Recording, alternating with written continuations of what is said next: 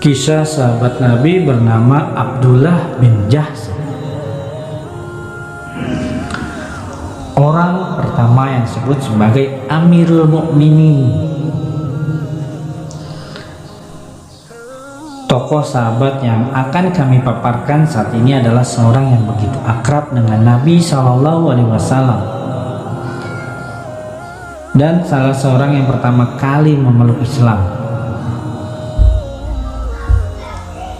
Dia adalah anak dari bibi sepupu Rasulullah SAW, karena ibu Abdullah yang bernama Umaymah binti Abdul Muthalib adalah bibi Rasulullah SAW. Dia juga menjadi ipar Rasulullah SAW karena saudarinya yang bernama Zainab binti Jahsy adalah salah seorang istri Nabi SAW dan menjadi salah seorang ummahatul mu'minin. Dia adalah orang yang pertama disematkan dengan panji Islam. Dia juga yang merupakan orang pertama yang mendapatkan gelar Amirul Mukminin. Dialah Abdullah bin Jahsh al-Asad.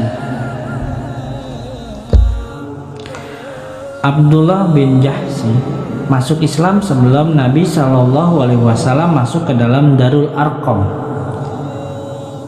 Dia juga termasuk orang-orang pertama yang masuk Islam.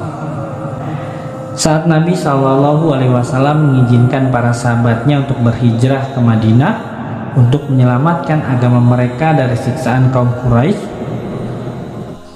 Abdullah bin Jahsy adalah menjadi orang kedua kaum muhajirin karena tidak ada yang mampu mendahulunya mendapatkan kemuliaan ini selain Abu Salamah.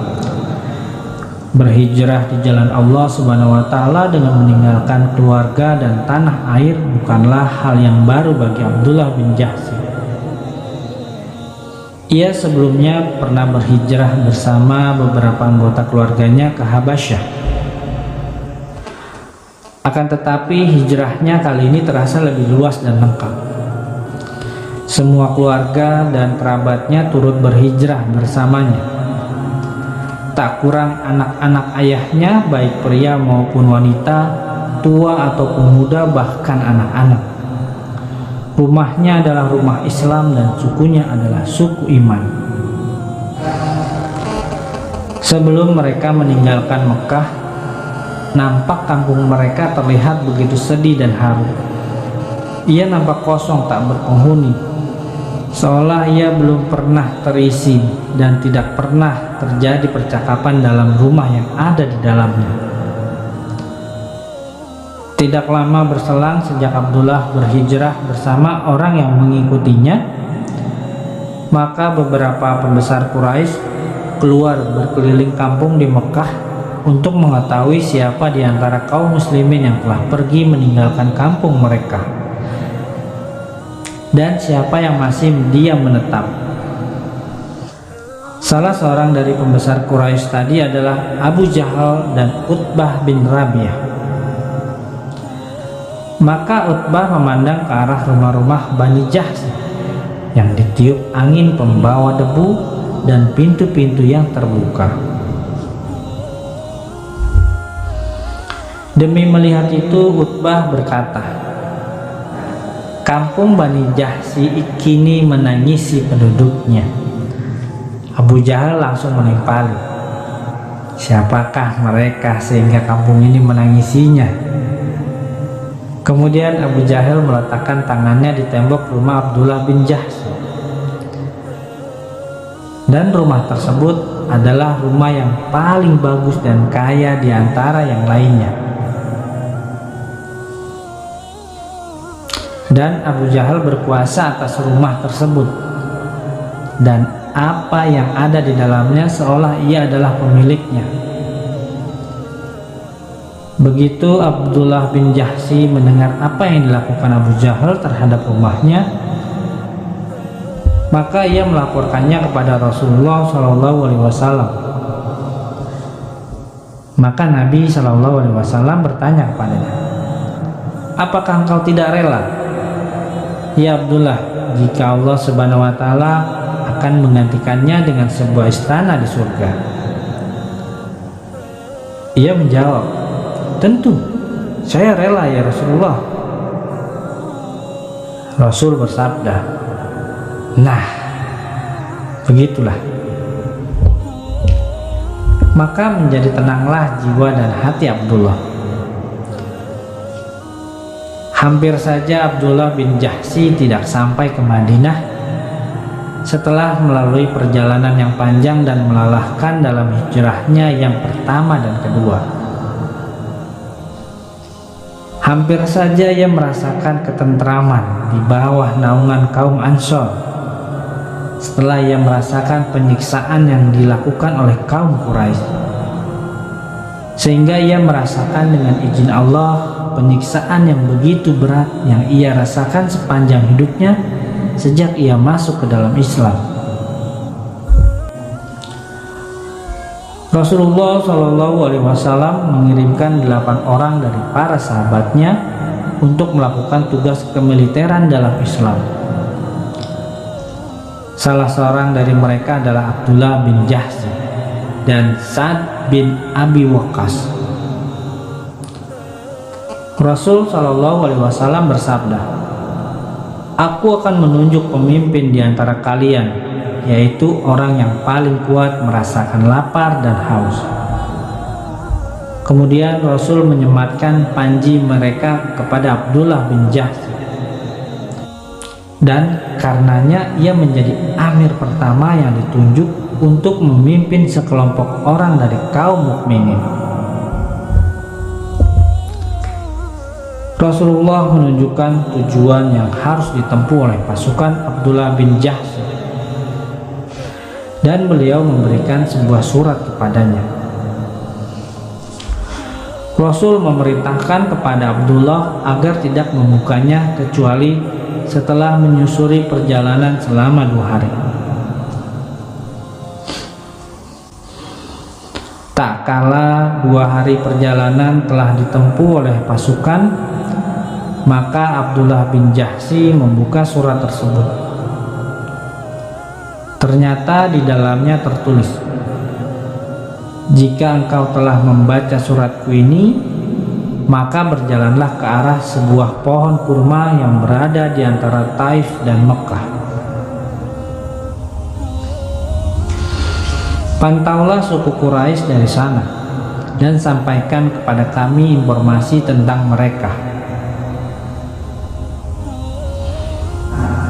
Begitu Abdullah bin Jahsy selesai membaca surat tersebut, ia langsung berkata, "Baik, kami akan mentaati perintah Nabi Allah."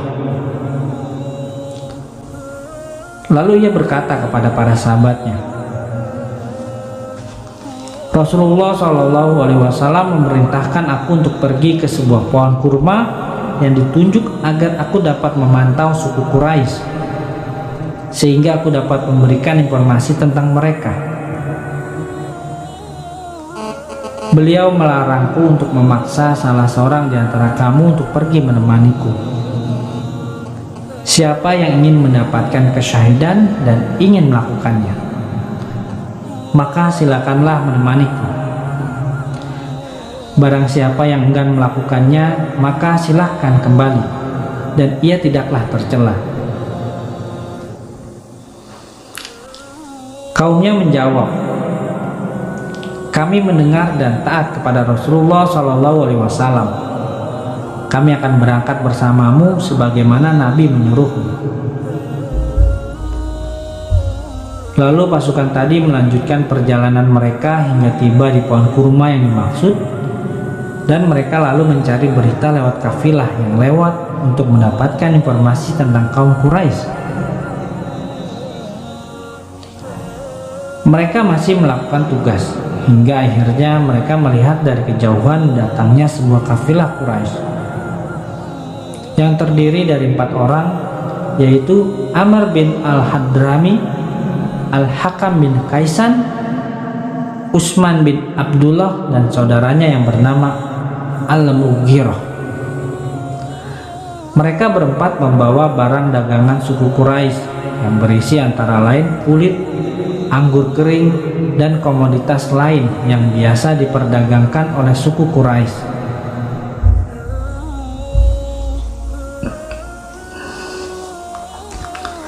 Ketika itu para sahabat Rasul tadi mulai bermusyawarah.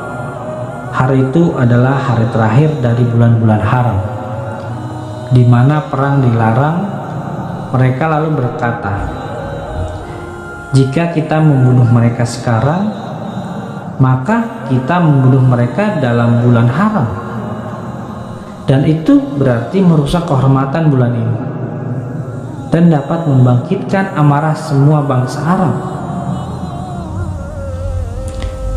Jika kita membiarkan mereka hingga hari ini berakhir, maka mereka akan masuk ke tanah haram dan mereka akan berada dalam wilayah yang aman sehingga tidak bisa kita serang.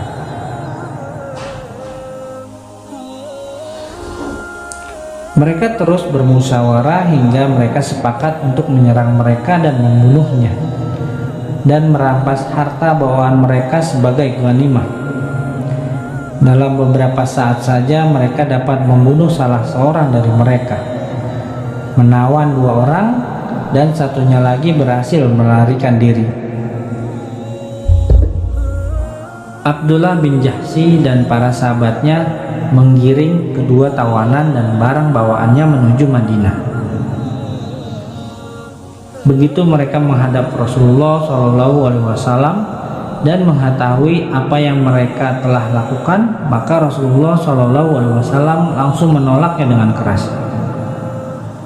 Beliau bersabda kepada mereka, "Demi Allah, aku tidak memerintahkan kalian untuk berperang. Aku memerintahkan kalian untuk memberi informasi tentang kaum Quraisy dan mengawasi gerak-gerik mereka."